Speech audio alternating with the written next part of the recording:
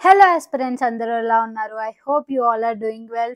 First అయితే నేను polity పట్టుకున్నాను ఈరోజు. 3 డేస్ నుంచి ట్రై చేస్తున్నాను నేను ఎర్లీగా లేవడానికి. అస్సలు నా వల్ల కావట్లేదు ఈ చలికి. ఏదో ఒక చిన్న సజెషన్ ఇవ్వండి. లైక్ తొందరగా ఎలా పడుకొని తొందరగా ఎలా లేవాలని చెప్పేసి. నాకు 2 వరకి నిద్ర రాదు. మార్నింగ్ 7:30 వరకు మెలక రాదు. ఎంత ట్రై చేస్తున్నానంటే నేను బిఫోర్ 5:00 లేచి ఫస్ట్ లాట్ ఒక 7:30 వరకల్లా అయిపోగొడితే చాలా ఇంట్రెస్ట్ ఉంటది ఆ టైంలో. అండ్ బాగా మైండ్‌కి ఎక్కుతదని. బట్ అవ్వట్లేదు. ఇంకా ఫస్ట్ లాట్ అయిపోయే లోపే నాకు హెడేక్ స్టార్ట్ అయింది. నేను చాయ్ పెట్టుకున్నాను. సో, ఫైనల్‌గా ఫస్ట్ లాట్ అయితే అయిపోయింది.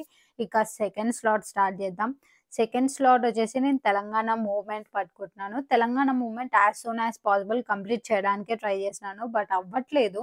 చాలా లెంతీ టాపిక్ కాబట్టి మినిమమ్ 3 మంత్స్ అయినా పట్టేలా ఉంది. మీ అందరికీ తెలుసు గ్రూప్ 3 కీ అయితే వచ్చేసింది. Don't waste your time guys.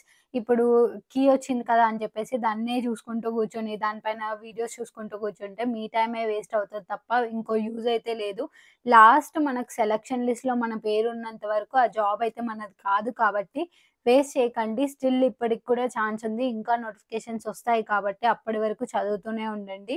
ఇలా దీంట్లో కొన్ని కొంచెమన్నా ఎక్కువ మార్క్స్ వచ్చాయి కదా! వచ్చే ఛాన్స్ ఉందా? దీంట్లో వస్తదా? నాకిన్ని మార్క్స్ వచ్చాయి. నాది స్పెసిఫిక్ కేటగిరీ కిందకొస్తాను నేను. నాకొస్తదా? ఇవన్నీ ఆపేసేయండి. సెలక్షన్ లిస్ట్‌లో మీ పేరు మీరు చూసుకునేంత వరకు కష్టపడుతూనే ఉండండి. మీ పేరు దాంట్లో కనిపించినప్పుడు మాత్రమే ఆ జాబ్ మీదని అర్థం. అండ్ ఆల్సో మిమ్మల్ని ఒకటి అడుగుదాం అనుకుంటున్నాను. మీకు మాక్సిమం నంబర్ ఆఫ్ పీపుల్ ఎవరైతే నా ఛానెల్‌లో ఉన్నారో మీలో ఎక్కువ మందికి ఏ సబ్జెక్ట్ పైన డౌట్స్ ఉన్నాయి? ఏ సబ్జెక్ట్‌కి మీకు నా హెల్ప్ కావాలో నాకు కింద మెన్షన్ చేయండి. సో దట్ నేను ఆ పర్టిక్యులర్ సబ్జెక్ట్ పైన నాకెంత వచ్చో అది మీకు ఎక్స్‌ప్లెయిన్ చేయడానికి ట్రై చేస్తాను. ఐ థింక్ కామెంట్స్ ద్వారా చూసుకుంటే గనక ఎకానమీ పైన చాలా మందికి డౌట్స్ ఉన్నాయని నాకు అనిపిస్తుంది. యాస్ సూన్ యాస్ పాసిబుల్ మనం ఈ పేపర్స్ రీసెర్చ్ అయితే చేద్దాం. లైక్ ఏ సర్వీస్ నుంచి ఎక్కువ క్వెషన్స్ వచ్చాయి? అసలు ఎందుకు వచ్చాయి ఆ సర్వీస్ నుంచి?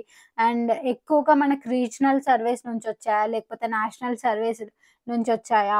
తెలంగాణ గురించి ఎక్కువ అడిగాడా? లేకపోతే హోల్ ఇండియా గురించి ఎక్కువ అడిగాడా? ఇవన్నిటి గురించి ఒక ప్రాపర్ రీసెర్చ్ అనేది చేసి మనం నెక్స్ట్ వీడియోలో ఎక్స్‌ప్లెయిన్ చేయడానికి ట్రై చేద్దాం. సండే వరకి ఒకసారి ట్రై చేస్తాను నేను యాస్ సూన్ యాస్ పాసిబుల్. ఫైనల్‌గా నా సెకండ్ స్లాట్ అయితే అయిపోయింది. కాకపోతే నా ల్యాప్‌టాప్ పాడైపోయింది. దానివల్ల చాలా ప్రాబ్లమ్ వస్తది నాకు. ఎందుకంటే నా ల్యాప్‌టాప్‌తోనే నేను మార్నింగ్ నుంచి ఈవినింగ్ వరకు దాంట్లోనే వింటాను, దాంట్లోనే చదువుతాను, దాంతోనే రాసుకుంటాను. ఆ ల్యాప్‌టాప్ కోసం నేను ఎన్ని ప్లేసెస్ తిరిగాను తెలుసా అసలు. ఒకసారి కోటికెళ్ళాను. కోటిలో ఓన్లీ మొబైల్స్ చేస్తారంటే హ్యాబిట్స్‌కెళ్ళాను. హ్యాబిట్స్ నుంచి మళ్ళీ సీటీసీకెళ్ళాను. సో, ఫైనల్‌గా సీటీసీలో అయితే నాకు ల్యాప్‌టాప్ రిపేర్ షాప్ అనేది దొరికింది. దీంట్లో కొంచెం రీజనబుల్ ప్రైజెస్ అయితే ఉన్నాయి.